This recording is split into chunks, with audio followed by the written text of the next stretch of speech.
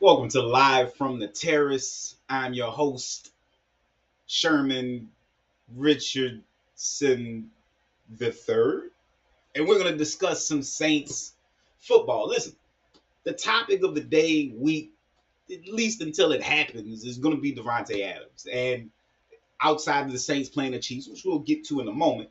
Listen, do you remember this show, this movie, right? You got to stay in your spot, hitch, stay where you want to be. The Saints absolutely want to stay in 21 and 12 personnel. That's what they're good at. They rank first in 21 personnel usage and seventh in 12 personnel usage. 21 is two backs, 12 is two tight ends. The problem for that is that the key that unlocks those formations and what makes them so good, Taysom Hill. And in the games that we lose Taysom Hill or that he's unavailable, the Saints can't do what they like to do. They also struggle to play bully ball. Remember, versus the Eagles, we couldn't get a single yard. Because part of their personality through their 2-game winning streak, bully ball down in the red zone, right? Alvin Kamara wasn't getting touched for at least 3.5 yards. So they were able to run the ball hella good. Good secondary play and turnovers. And explosive plays down the field to Shaheed. Those are the 4 parts of their personality that were on display in the 2-game winning streak. Couldn't run versus the Eagles. Couldn't play bullet ball versus the Eagles. And your other weapon outside of Taysom, Rashid, went 0 for 5 on targets and catches.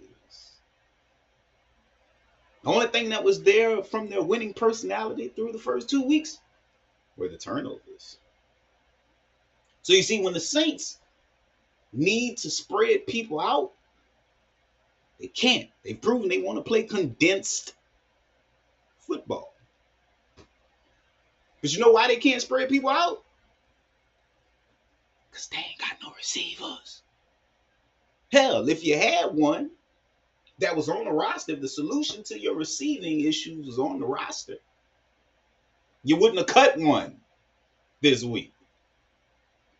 So the ramifications or the drawbacks I'm hearing to Davante Adams, the Saints, they got so much money, we already done cap. Hell, it ain't your money. Let Kyle Hartley and Loomis figure that out. They've been moving around money for years. Years.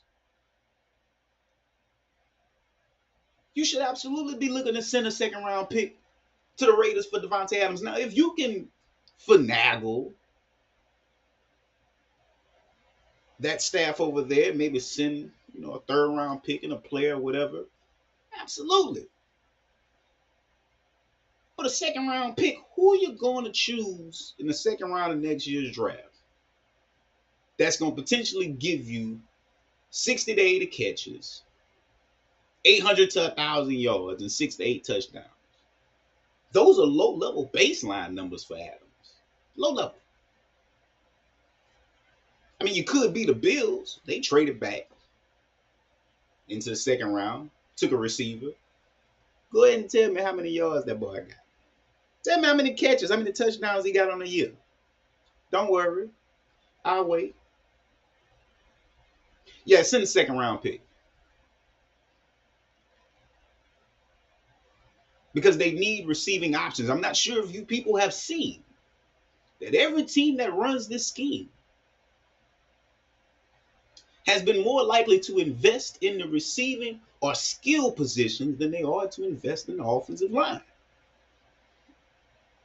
What did the Texans do this offseason? Traded for a receiver, brought in a running back with pass catching skills. What about the 49ers?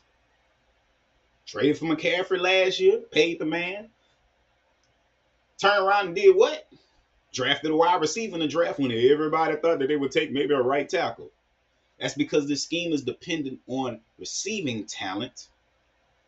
And the Saints don't have enough of it right now. Go out and get that, man. Thank you. Now, moving on to the Saints and Chiefs game. Listen, this could be a defining moment for the Saints. As Sean Payton used to say, demonstrated ability leads to confidence. And right now, I would say that this isn't a confident team in that they believe that they can win the tight games. Alvin Kamara talked about it. Blowing people out is nice. It's lovely. But the good teams win the close games. And they haven't been able to prove that they can do that. Now, you think back to 2009, right? Saints were about to face the Patriots. The Patriots were coming in with that mystique.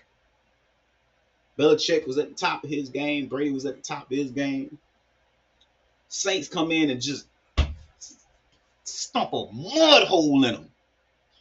And I do believe that that confidence that they gained from that carried them out for the rest of the year onto the Super Bowl. Now here the Chiefs are, and they're coming in with a similar mystique to them. And yet, conveniently enough, they're only a couple of plays away from being 2-2 as well. But they're a confident team, even though they're not a great team. They're not a good team right now. But they're confident enough to make plays, and they believe they can win. As it was so succinctly put by a friend of mine on Saints Report, he said, if you believe you can do something, you'll probably be able to pull it off. But if you don't believe you're capable of doing something, you probably won't be able to do it. You will affirm that in your mind. So if the Saints could go into Kansas City and beat the defending Super Bowl champs, mentally, that will do something for the personality of that team. I get it.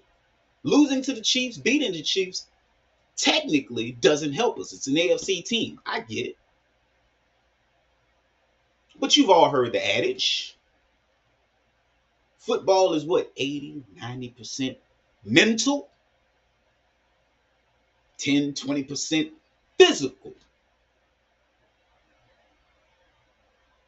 Mentally, if they can get that win, I think it could be a season-defining win for them that gives them some confidence that they can beat good teams or win close games, depending on how they go about beating the Chiefs. And here's a little insight for you. Guess who's running the scout team this week? You guessed it.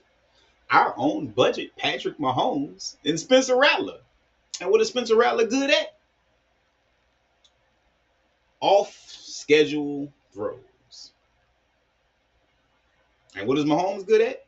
Making teams have to cover the receivers twice. Getting out of the pocket, something that's going to be very important for the Saints. They've got to cover the receivers once, make it move, cover the receivers twice.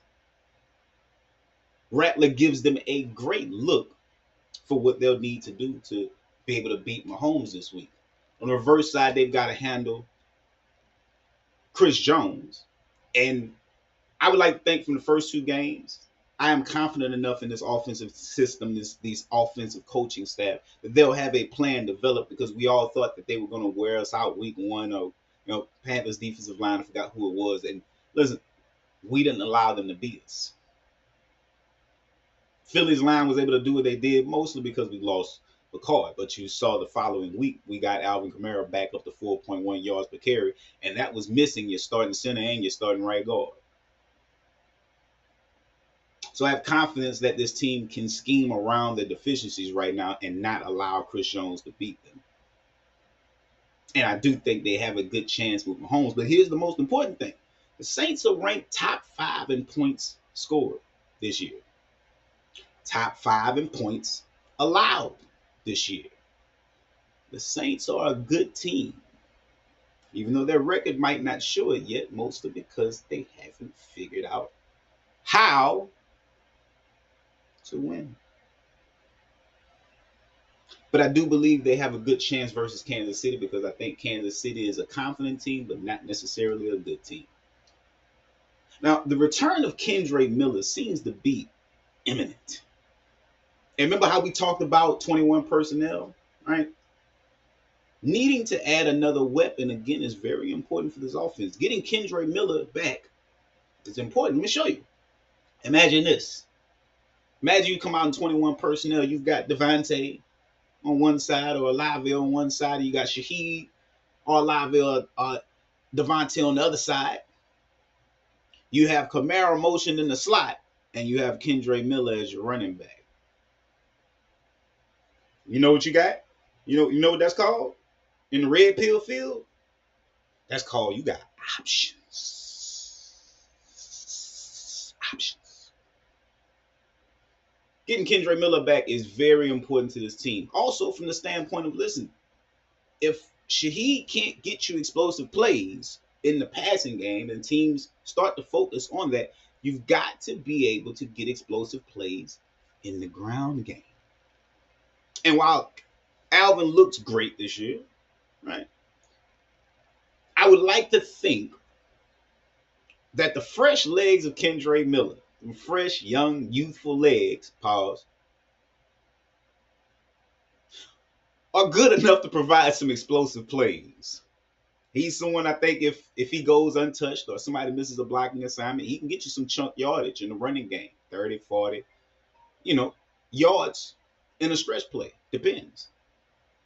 So getting him back is a very important part, along with having the ability to potentially get a Davante Adams. Skill, position, players are important in this scheme.